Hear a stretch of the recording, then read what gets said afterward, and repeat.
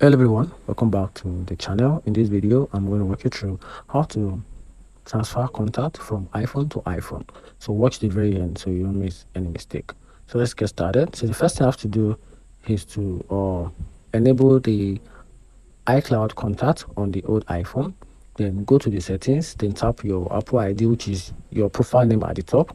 Then select iCloud, then toggle on the toggle contact on, and scroll down and tap on iCloud backup. Then click on backup now.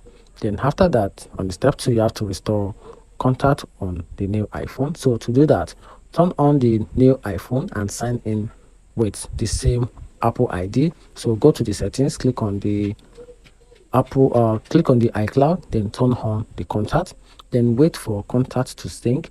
Then this may take a few minutes, but it will definitely restore the contact on the new iPhone. And here's the quick tips: ensure both iPhones are connected to the same Wi-Fi for faster synchronization.